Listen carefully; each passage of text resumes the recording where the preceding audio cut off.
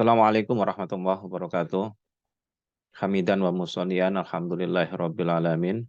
Wa ma sholli ala Muhammad wa ala ali Muhammad amma ba'du. Adik-adik mata kuliah psikologi dakwah. Mohon maaf pertemuan hari ini saya tidak bisa ke kampus, tetapi saya akan jelaskan via rekaman Zoom dan nanti akan saya tayangkan di link YouTube.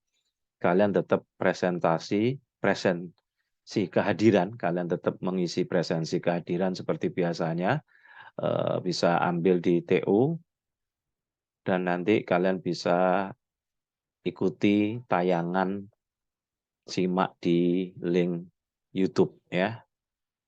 Kalian tinggal like, komen, dan subscribe.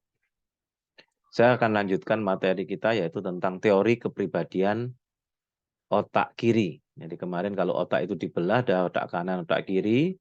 Ada orang yang dominan di kanan atas, kanan bawah, kiri atas, dan kiri bawah. Nah, kita sekarang akan bahas tentang teori kepribadian otak kiri. Ya, teori kepribadian otak kiri. Apa sih ciri-cirinya? Jadi kalau ada orang yang dominan teori kepribadiannya di otak kiri bawah, maka dia disebut dengan teori kepribadiannya adalah tipe sensing. Apa ciri orang-orang sensing itu? Jadi orang sensing itu suka detailing, ya, suka detailing. Dia lebih suka detailing, tidak suka lebih suka pekerjaan-pekerjaan yang SOP. Tapi kalau diajak ngomong, diajak berpikir lebih detail, dia agak kesulitan. Jadi orang-orang sensing itu adalah orang-orang yang kelebihannya adalah rajin, suka detailing, rapi, dan dia melakukan segala sesuatu itu dengan SOP. Mesin kecerdasan orang-orang yang tipe sensing ini, dia didominan di otak kiri. Ya, kemarin kita sudah bahas tentang teori kepribadian mesin otak. Nah, hari ini kita akan bahas satu persatu. Kita mulai tentang teori kepribadian otak kiri. Kemarin kalian sudah tes, jadi ada yang tipe sensing, ada yang tipe thinking, ada yang tipe intuiting, ada yang tipe feeling, bahkan ada yang insting. Artinya insting itu serba bisa, ya. Jadi dia bisa jadi sensing, bisa jadi thinking, bisa jadi intuiting, bisa jadi feeling. Hari ini kita akan bahas satu persatu, yaitu tentang mesin kecerdasan otak kiri. Nah, di mesin kecerdasan otak kiri manusia itu, di situ ada dua tipe. Tipe yang pertama adalah orang yang dominan di otak kiri bawah. Orang yang didominan di otak kiri bawah itu disebut dengan tipe sensing. Ya, tipe sensing. Bagaimana ciri-ciri tipe sensing? Nah, kita akan bahas pada pertemuan hari ini.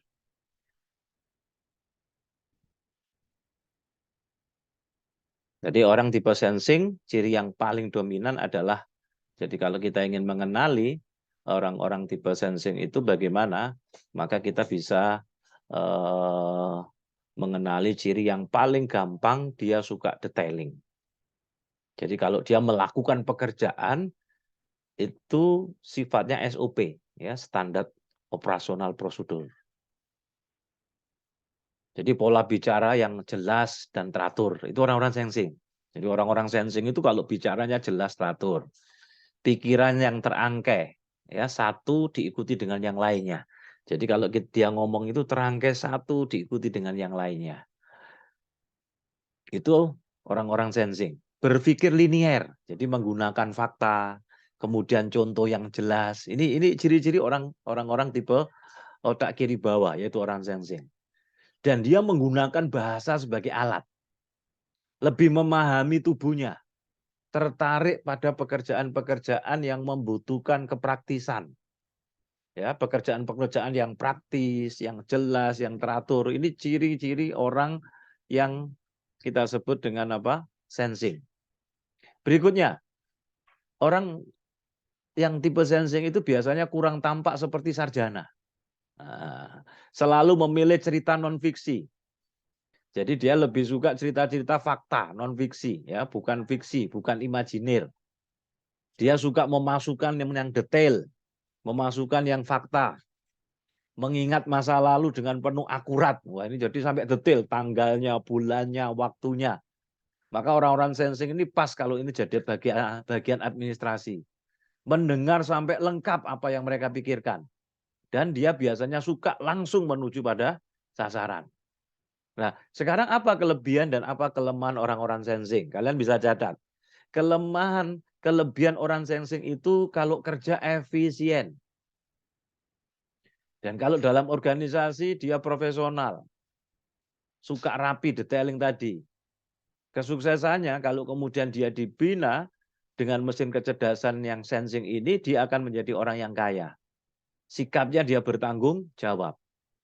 Kelemahannya orang sensing adalah dalam hal materi biasanya serakah, ya, kerjanya overacting sampai ya overacting. Kemudian sikapnya adalah suka meremehkan orang lain.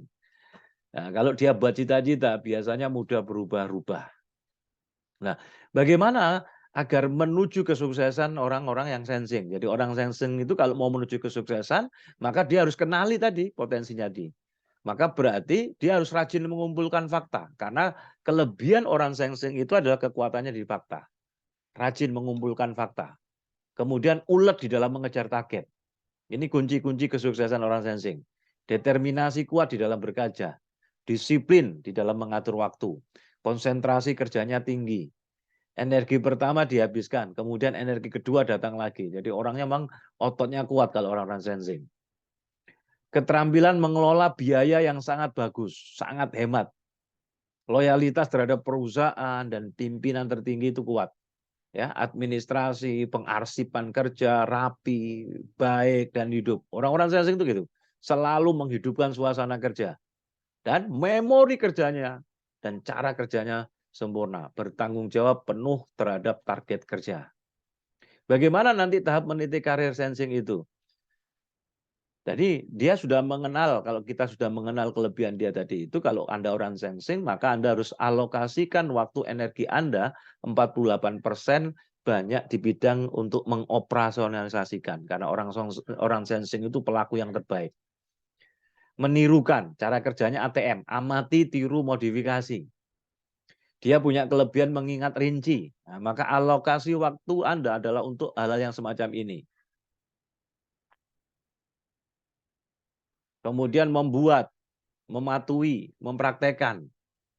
Nah, sementara alokasi waktu energi yang lainnya 24% digunakan untuk mengkonsep. Nah, ini kekurangannya dari orang-orang tipe sensing. Nah, tetapi dia harus belajar, mempolakan, belajar memecahkan soal, mengapresiasi, memproyeksi, mencipta. Ya. Untuk meniti karir sensing, bagi orang sensing tadi itu, dia ada kelemahan di dalam meyakinkan orang, ya, mengelola, tetapi dia punya kelebihan di dalam melakukan pekerjaan-pekerjaan yang ulet. Bagaimana puncak karir orang-orang sensing? Kalau dia sebagai direktur, ya, trader SEO, itu SEO yang mampu meningkatkan volume penjualan. Kalau dia akumulator SEO, SEO yang mampu mengakumulasi keuntungan-keuntungan. Kalau dia sebagai manajer, dia adalah timing manager, manajer yang pandai menggunakan peluang dengan cepat. Kalau dia brokering manager, maka manajer yang mampu mempertemukan satu celah dengan celah yang lain, sehingga kemudian dapat tersambung. Kalau dia non-karir, jadi kalau top trader, dia ini adalah pedagang yang terbaik. Nah, apakah ada tokoh di dunia yang kemudian mesin kecerdasannya sensing banyak? Nah, salah satu tokoh dunia yang dia adalah orang tipe sensing, karakter sensing itu selalu mencari cara untuk pekerjaan itu membuat pekerjaan itu lebih efektif. Jadi dengan input yang sama, orang sensing itu harus menghasilkan output yang lebih besar. Nah, salah satu contoh tokoh namanya Henry Ford. Ya, Henry Ford itu penemu pemilik perusahaan mobil Ford. Ford itu pernah memiliki rencana melakukan produksi massal atas mobil model T-nya. Jadi fokusnya adalah bagaimana dia membuat mobil yang sesuai kebutuhan dengan harga yang murah. Kemudian Ford menciptakan alat produksi massal dengan sistem ban berjalan. Setiap 93 menit satu mobil selesai dibuat. Akhirnya mobil T-nya ini menjadi mobil massal Amerika Serikat tahun 1912. Terdapat 7.000 dealer dan 1917 itu dia telah mampu berhasil 15 juta mobil laku produksi Ford terjual. Jadi Henry Ford ini termasuk orang yang tipe sensing. Jadi kalau orang sensing, kalau kemudian dia tahu potensinya, kemudian dia memperbesar skalanya tadi itu, maka dia juga bisa berhasil. Nah, itu ciri adalah kepribadian otak kiri dari tipe sensing. Yang kedua adalah teori kepribadian thinking. Nah, ini otak kiri atas.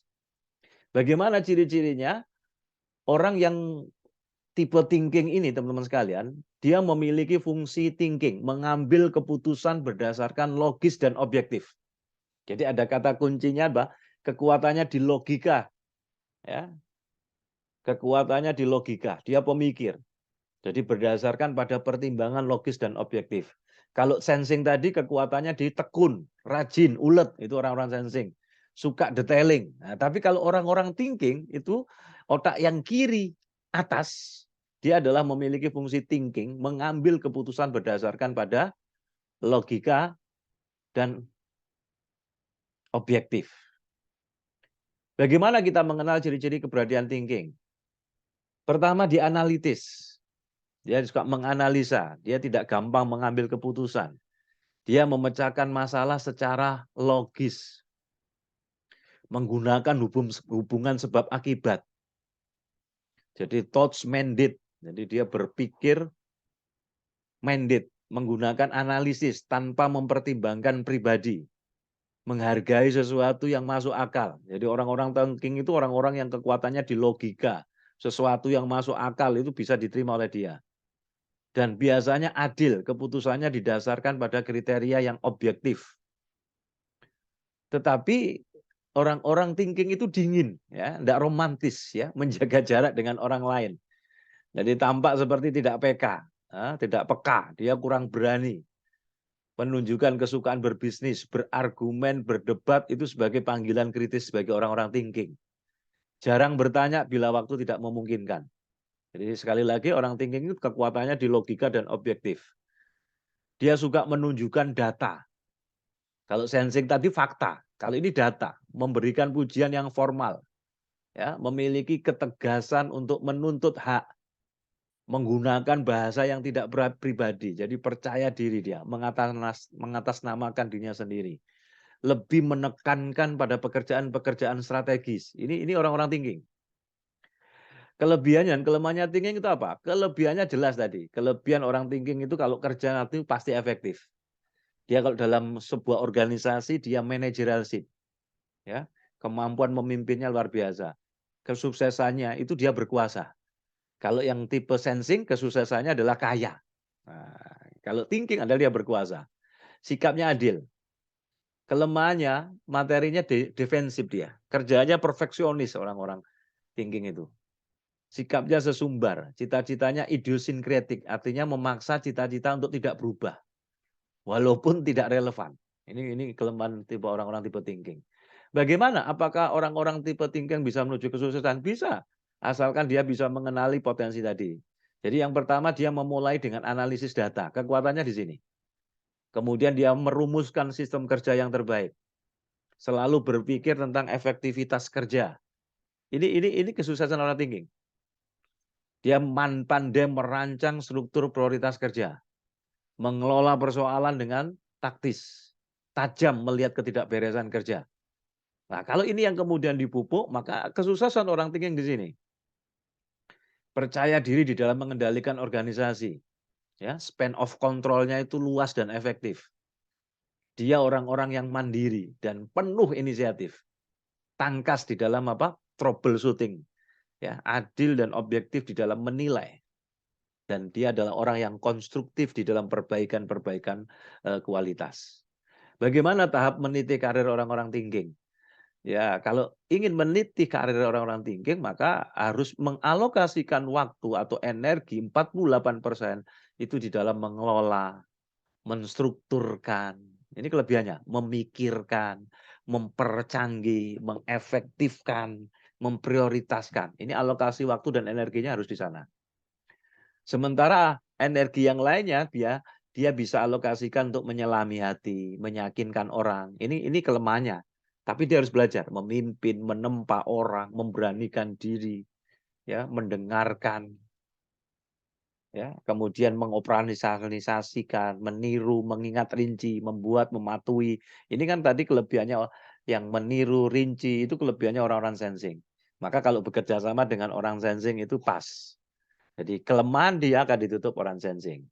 Dan nanti kita akan belajar gitu. Maka disinilah pentingnya sinergi di dalam organisasi, dalam perusahaan. Mengkonsep, mempolahkan, memecahkan soal, memproyeksi, mencipta, dan semuanya. Itu kalau kemudian ingin dilatih, ingin dikembangkan akan jadi sesuatu yang luar biasa. Tetapi dia fokuslah, saya seringkali mengatakan fokuslah pada kelebihan yang kamu punya. Maka nanti kamu akan jadi orang yang di atas-atas, di atas rata-rata. Nah, biasanya puncak karir orang thinking, kalau dia sebagai direktur, dia adalah industrialis SEO. Artinya SEO yang berhasil melakukan industrialisasi terhadap bisnis yang dikelolanya. Kemudian sistematik SEO. Jadi SEO yang mampu merancang sistem yang koheren antar bagian. Kalau dia sebagai manajer, dia adalah seorang manajer yang multiplying manager. Jadi manajer yang memiliki keutamaan, yang bisa mampu menggandakan hasil kerja. Atau dia sebagai analyzing manager. Jadi manajer yang sangat tajam di dalam menganalisis semua kesukaran, situasi dan bentuk kompleksitas. Ya, non karirnya gimana? Dia akan jadi top konsultan, jadi konsultan ahli yang terbaik. Nah, beberapa minggu yang lalu kalian sudah tes dan kalian sudah tahu, oh saya sensing, oh saya thinking, oh saya intuiting, oh saya feeling. Nah, nanti dalam setiap pekan kita akan membahas satu persatu. Hari ini kita akan bahas dulu tentang bagaimana sih sensing tadi itu, bagaimana mengembangkan orang-orang yang mesin kecerdasannya di sensing, bagaimana sih orang-orang thinking, kelebihannya, dan bagaimana mengembangkannya.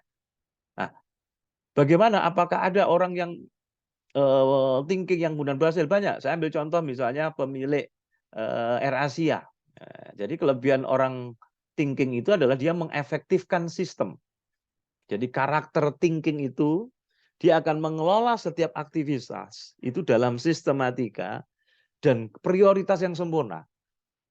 Dia mengetahui mana yang memerlukan treatment khusus, mana yang reguler. Tadi saya contohkan salah satu contoh tokoh yang dia mesin kecerdasannya di thinking, yaitu namanya Datuk Fernandes, ya, yang memiliki perusahaan AirAsia. Nah, dia memberikan sentuhan pada AirAsia sehingga dapat melakukan penghematan luar biasa dengan menggunakan tiket elektronik. Dialah yang mengawali pertama tiket elektronik. Jadi sistem ini memotong mata rantai, biaya keagenan yang begitu panjang. Semua ofisialnya ditugaskan rangkap peran. Beliau juga harus ikut turun mengurusi ground handlingnya. Trainingnya cukup di tempat yang dimiliki dengan air putih. Jadi AirAsia ini telah melakukan revolusi layanan penerbangan sehingga penerbangan pesawat itu jadi termurah dan kemudian diikuti oleh pesawat-pesawat yang lainnya. Nah, bagaimana kemudian selanjutnya? Anda jangan kemana-mana. Kita nanti akan ketemu, kita akan membahas tentang bagaimana teori kepribadian otak kanan. Hari ini kita sudah selesaikan apa sih teori kepribadian otak kiri, yaitu ada sensing dan ada thinking. Sensing itu adalah kiri bawah, otak di kiri bawah, kemudian thinking itu adalah otak di kiri atas. Bagaimana ciri-cirinya? Bagaimana kemudian mengembangkan karirnya, bagaimana mengembangkan potensinya. Kalau Anda tipe sensing dan thinking, Anda bisa ikuti, simak tayangan ini dan Anda dengarkan ulang-ulang. Terima kasih adik-adik. Selamat mendengarkan, selamat mencatat dan memperhatikan. Kemudian Anda like, komen, dan subscribe. Berarti Anda ikut hadir di dalam perkuliahan ini. Wassalamualaikum warahmatullahi wabarakatuh. Salam dahsyat dan luar biasa.